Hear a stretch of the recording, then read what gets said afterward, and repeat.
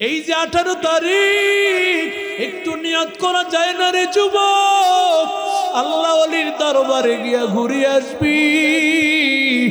ওরে আল্লাহর বান্দা, কারণ তুমি তোমার কবরে যাইবা, আমি আমার কবরে যাইব বাবা। চরমনার আল্লাহর কুতুব সৈয়দ ফজলুল করিম রহমতুল্লাহি আলাইহি কত জায়গায় গিয়া গিয়া কত কষ্ট করে করে গেছেন, মাইলের পর মাইল হেঁটে। এমন কুড়িগ্রামের আমি এমন জায়গাও গিয়েছি যে জায়গায় আল্লাহর কুতুব গিয়েছেন, ওখানকার বিভিন্ন মুজাহিদারা বলেন হুজুর এখানে আল্লাহর কুতুব বহু দূর থেকে এইভাবে ঘোড়ার গাড়ি করে আইসা বয়ান শোনাইছে। আল্লাহর ওলির সহবতে, আল্লাহর ওলির কথার কারণে আল্লাহ মানুষগুলোকে হেদায়েত দিল। ওরে আল্লাহর বান্দা, আজকে মাঠের পর মাঠ বাড়াইতে হয়, জায়গা হয় না, একমাত্র কারণ আমার আল্লাহর মহব্বত। কত আল্লাহর বান্দা যুবক দাড়ি রাখতো না, নামাজ পড়তো না, সুন্নতি লেবাস পড়তো না রে বাবা, কিন্তু ওই চরমনার ময়দানের দিকে তাকায় দেখ, কত আল্লাহর বান্দা যুবক নামাজ জানে না, কোরআন তেলাওয়াত জানে না, বেপরদায় চলে। আল্লাহর বান্দা গুনাহের রাস্তায় চলে।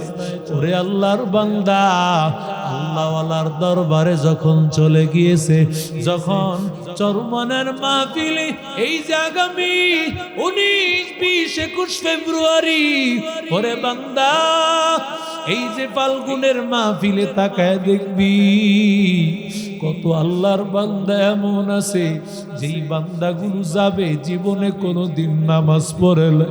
কত দাড়িওয়ালা যুবক চরমনের ময়দানে গিয়া পরিবর্তন হয়ে গেল, কোরআনওয়ালা হয়ে গেল, আল্লাহওয়ালাদের সহমতে চলিয়া আল্লাহওয়ালাদের রঙে রঙিন হয়ে গেল। কারণ আমার আল্লাহ তাআলা বলেন, আল্লাহওয়ালাদের সাথে গিয়া যদি বসো, আল্লাহওয়ালাদের সাথে গিয়া যদি বসো, আমি আল্লাহ তোমাদেরকে আল্লাহওয়ালা বানায় দিব। আশায় আশায় জনম গেল খোদা, না চাইলা ফিরিয়া,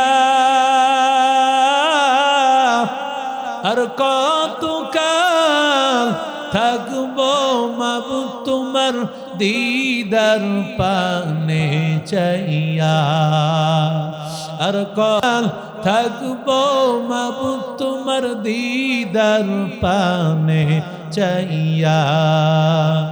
আশায় আশায় জনম গেল খোদা, না চাইলা ফিরিয়া,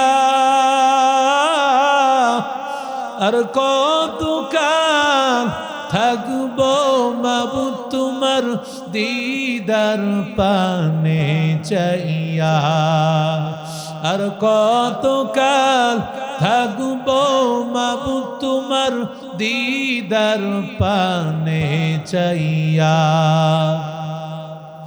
আমি তোমার সনে কইব কথা,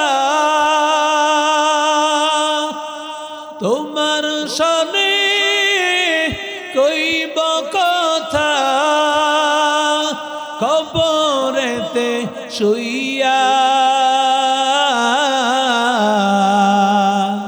আর কতকাল থাকবো মাবুদ তোমার দিদার পানে চাইয়া, আর কতকাল থাকবো মাবুদ তোমার দিদার পানে চাইয়া।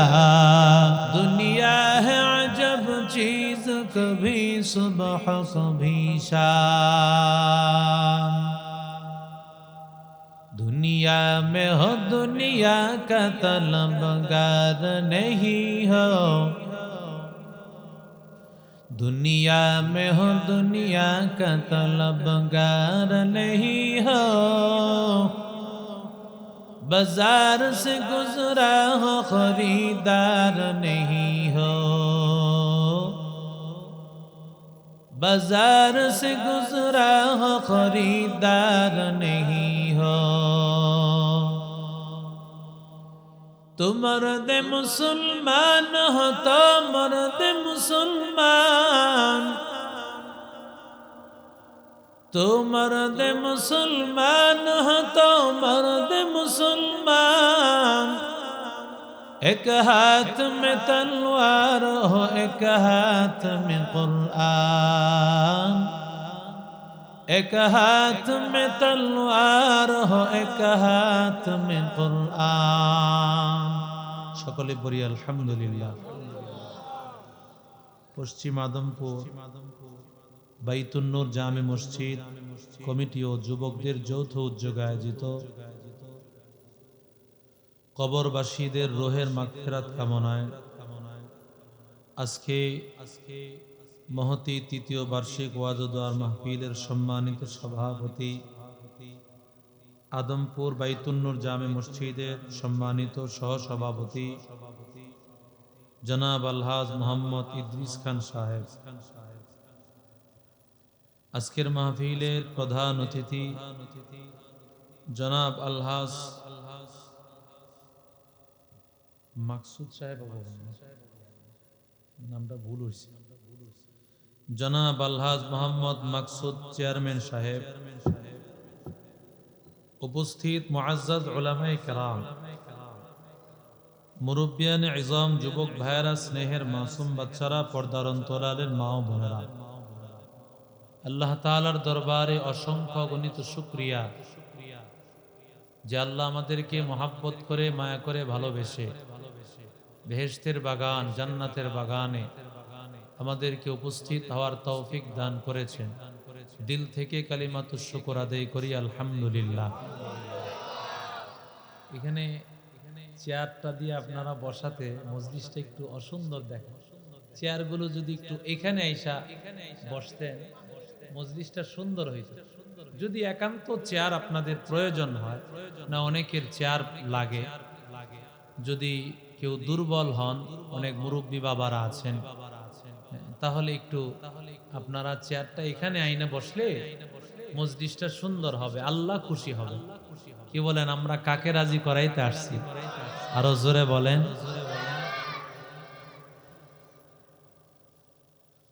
আর তাবারকের ব্যবস্থা আছে বয়ানের পর। যারা আশেপাশে ঘোরাফেরা করতেছেন, পরে আসলে কিন্তু এখানে তাবারক দেওয়া হবে না, ঠিক কিনা? জোরে বলেন। তাবারকের আগে আসবেন, সেই কাজ হবে না। আল্লাহ কবুল করেন, জোরে বলেন আমিন। উলামায়ে কেরাম আপনাদেরকে কোরআন হাদিসের দিক নির্দেশনামূলক অত্যন্ত চমৎকার দামি দামি কথা শুনিয়েছেন। সর্বশেষ আমরা বসে আছি শুধু দোয়ার অপেক্ষায়। আজকে সমস্ত কবরবাসীরা এখানে কবরে ঘুমায় আছে, তাদের জন্য আমরা দোয়া করব। কারো মা ঘুমায় আছে, কারো বাবা ঘুমিয়ে আছেন, কারো ভাই, কারো বোন, কারো চাচা, কারো ফুফু, কারো খালা, এদের জন্যই আজকে এই দোয়ার আয়োজন, ঠিক না বেঠিক? জোরে বলে। এলাকাবাসীর প্রত্যেকটা মানুষের আসা দরকার। আপনি এত বড় বিশাল একটা আয়োজন নিজে ব্যক্তিগতভাবে করতে হলে কত টাকা লাগতো? স্টেজ ভর্তি এই অত্র পশ্চিম আদমপুর সহ বন্দরের বিভিন্ন মসজিদের আইম্মায়ে কারাম, ইমাম সাহেবগণ, ওলামায়ে কারাম এখানে উপস্থিত, এদেরকে পেতেন কোথায়? আজকের এই মহতি মাহফিলকে কেন্দ্র করে ওলামায়ে কারামেরা এসেছেন। আল্লাহ তাআলা আজকে আমাদের আশা বসাকে নাজাতের জরিয়া বানায় দেন। সোহবত আল্লাহ তাআলার কাছে বড় দামি এক জিনিসের নাম। সোহবতের কারণেই সাহাবী হয়েছেন, ঠিক কিনা? জোরে বলেন। যেই মানুষগুলো সবচাইতে খারাপ যুগের মানুষ ছিল, এদের কথাবার্তা ছিল খারাপ, আচার আচরণ ছিল খারাপ, কিন্তু এই খারাপ মানুষগুলো কিভাবে এত দামি হয়ে গেল, যাদের ব্যাপারে সরাসরি চরিত্রের সার্টিফিকেট দিয়া তাদেরকে আল্লাহ ক্ষমা ঘোষণা করে দিলেন। সুবহানাল্লাহ বলেন। সাহাবায়ে কেরামরা এত দামি কেন?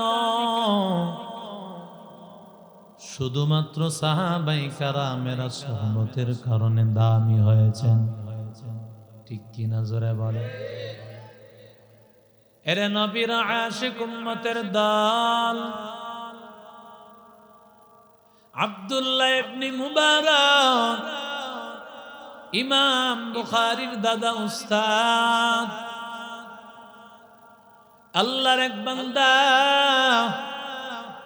আব্দুল্লাহ ইবনে মুবারক রহমতুল্লাহি আলাইহি জিজ্ঞাসা করেন, ও আব্দুল্লাহ ইবনে মুবারক, আল্লাহ তাআলার কাছে কার সম্মান বেশি?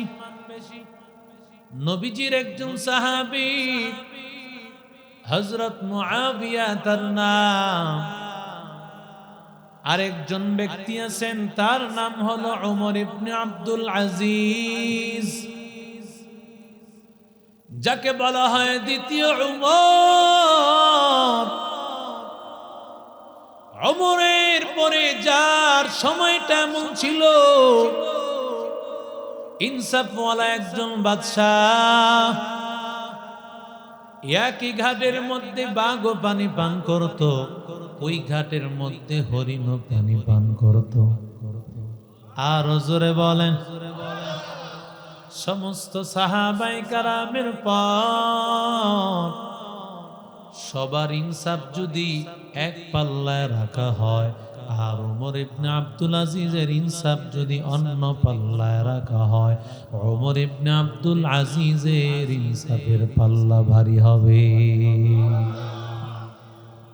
একটু চিন্তা করেন কেমন ইনসাফ ছিল, যে তার ইনসাফের প্রভাবের কারণে বাঘ হরিণ পানি পান করতেছে, কেউ কাউকে আঘাত করে। আরো জোরে বলেন। আর মুআবিয়ার ব্যাপারে কেন আপত্তি করলেন? কারণ কিছু কিছু মানুষ হযরত হাসান হুসাইনের শাহাদাতে কারবালাকে কেন্দ্র করে কিছু মানুষ হযরত মুআবিয়ার উপর আপত্তি তুলতে চায়, ঠিক কিনা বলেন? হযরত মুআবিয়া হলেন এমন একজন সাহাবী, নবীজির ওহী আসার সময় যেই সাহাবীরা ওহী লিখতেন, নবীজির কাছে কোরআন আসার পর যেই কোরআনগুলো তারা লিখতেন, এমন একজন সাহাবী ছিলেন মুআবিয়া।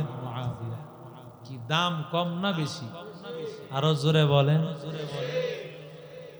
সরকারের একেবারে পার্সোনাল যেই ব্যক্তি, তার দাম কি সাধারণ না অনেক বেশি? এরে আল্লাহর বান্দা যুবক, হযরত মুআবিয়া রাদিয়াল্লাহু তাআলা আনহু পয়গম্বরের এমন একজন সাহাবী, যেই সাহাবী এমন নবীর কাছে ওহী আসার পর ওহীগুলো যারা লিখতেন, এমন একজন সাহাবী। আল্লাহর বান্দা বলেন, আব্দুল্লাহ ইবনে মুবারক, আমাকে বলেন না ওমর ইবনে আব্দুল আজিজের মর্যাদা বেশি নাকি মুআবিয়া সাহাবীর মর্যাদা বেশি? আব্দুল্লাহ ইবনে মুবারক বলেন, ও আল্লাহর বান্দা, তোমার মাথা কি নষ্ট হয়েছে নাকি? কত বড় সাহস! জানো নবীর সাহাবীদের কত দাম, নবীর সাহাবীর কত দাম জানো?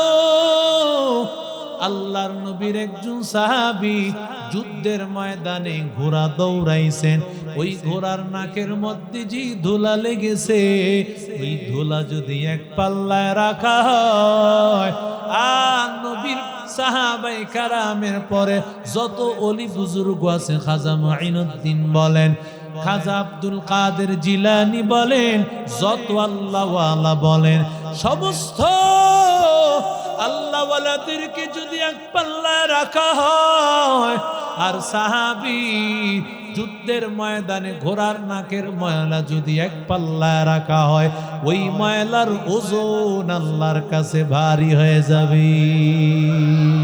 সোহবতে সালেহ তোরা সালেহ কুনাত, সোহবতে তালেহ তোরা তালেহ কুনাত। এক জামানা सोहबते बा औलिया बेहतर सद साला तौअत बेनिया मैले मोमिन सोये मोमिन मिशवात मैले काफिर सोये काफिर मिशवात। एरे नबीर आशिक उम्मतिर दल, ও যুবক, আল্লাহওয়ালাদের চেহারার দিকে তাকায়া থাকলেও সওয়াব। থানবী রাহমাতুল্লাহি আলাইহি লিখে, আল্লাহওয়ালার চেহারার দিকে যদি বান্দা মহব্বতের নজরে তাকাও, আল্লাহ তাআলা তোমার সগীরা গুনাহগুলো মাফ করে দিবে। हकीकत से तो दुनिया बेखबर है, दुनिया की नुमाइश पर नजर है।